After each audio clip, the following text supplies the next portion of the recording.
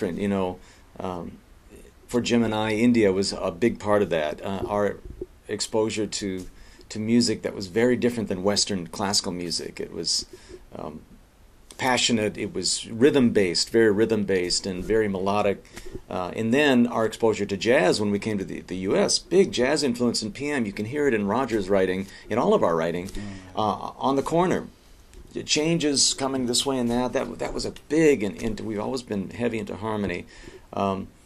Soaking all that up, and then you throw in Elton John and all the artists of the 70s, 80s, Stephen Bishop, the Police, and all those people really, really influenced us. But one of the things, and I'll let Jim talk, one of the things about India that really changed us was silence. There was so much silence there. We had no TV.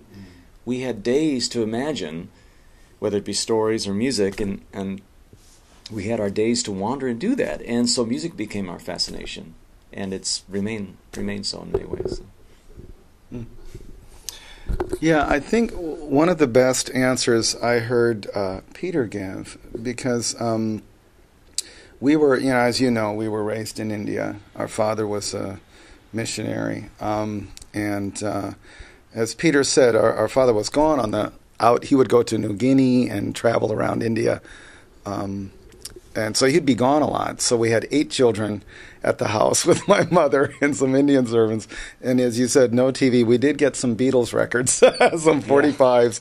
Please, Please Me. We should really sing Cliff that. Richards. Yeah, Cliff Richards. Are we going on a summer holiday? Oh, yeah.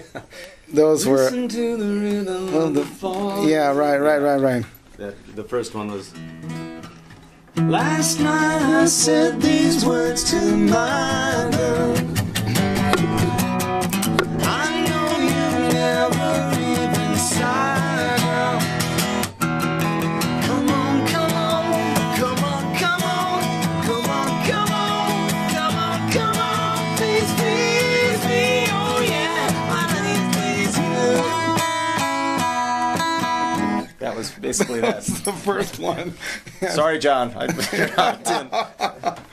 And but one of the best answers I heard Peter give when he released his first, it was after the Christmas CD, and he released did they know about Stirring Up the Water? Stirring Up the Water? Okay, yeah. You do know that. Yeah, he released Stirring Up the Water, and some fans were upset about it, and they said, what are you doing here with making this spiritual music and making this, and they were very flustered and upset. And he said, well, I write about what's important to me. And like any artist, I'm going to write about what's important. And this is important to me, so I'm going to write about it. It's so simple. It's so simple. And I think that's the connection that we cannot avoid. Ernest Hemingway said, you can try as hard as you can to disguise who you are, but when you write, it will always come out. You cannot disguise it. So I think when we write, it's just simply what's important to us. And I think one of the real rich gifts that came from working with Jimmy Buffett that we did not plan on, because when we joined Jimmy Buffett, it was just, we barely knew who he was, actually. We were more into Elton John, James Taylor.